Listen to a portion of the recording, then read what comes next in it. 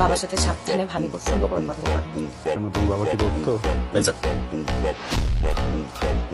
তোমরা একটু বসো, আমি চা বানিয়ে নিয়েছি। আমি প্রসূনের কাছে যেটা শুনলাম, তুমি জব করতে চাও না, বিজনেস করতে চাও না। তুমি কখনো জব বা বিজনেস কিছুই করবে না।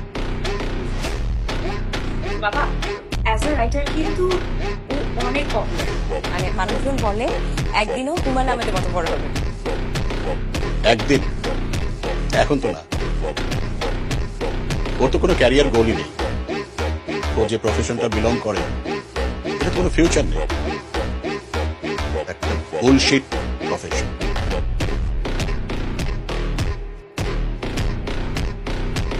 সরি আঙ্কেল, কি বললেন? আরেকটা একটু।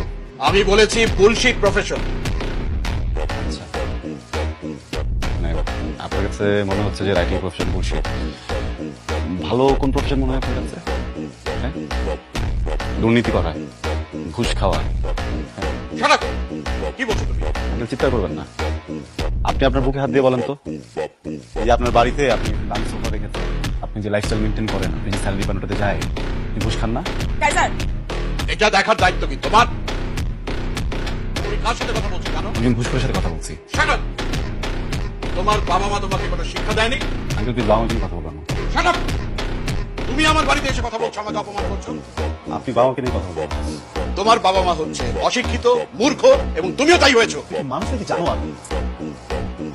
সে তখন থেকে দেখছি বাবা একটা কথা বলে তুমি কথা বলেই যাচ্ছ। তার কি সমস্যা তোমার? উনি একটা বয়স্ক মানুষ, উনি না হয় তোমার কোনো কথায় বিরক্ত হয়েছে, তাহলে একটু মুখটা বন্ধ করে রাখো। প্রফেশনালি কথা। মুখ বন্ধ করো কাইজার। কাইজার তুমি শুনে শুনে বেরো। আমার বাবা মাকে নিয়ে কাইজার আমার বাসা থেকে বের। Just because I love you, আমি আমার দারোয়ান আজকে রাখতেছিলাম। আর একটু ওয়ার্নিং, এটা আমার ফাইনাল ডিসিশন। আমার সাথে আর কোনো ধরনের যোগাযোগ করো না। বের হও কাইজার।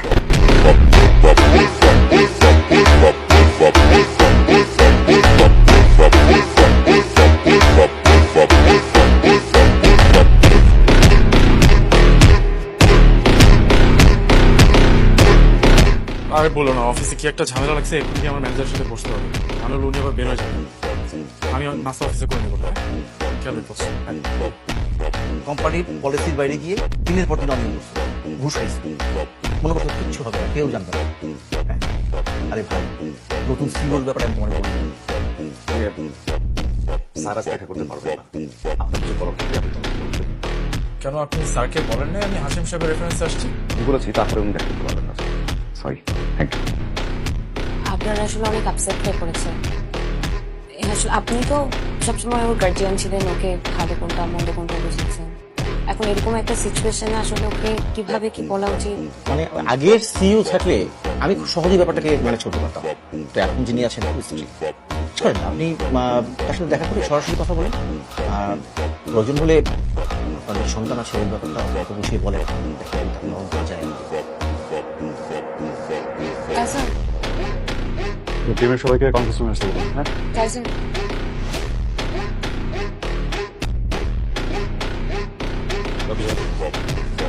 আপনাকে বলুন আমি চলে আসছি। আপনার জন্য ফোন করে তারপর আসবো।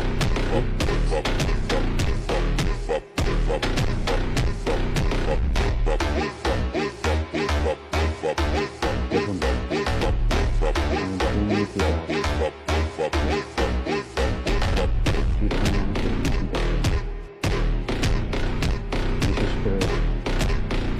বিশেষ করে সাফাই গাইতে আছে তাদেরকে তাড়াতাড়ি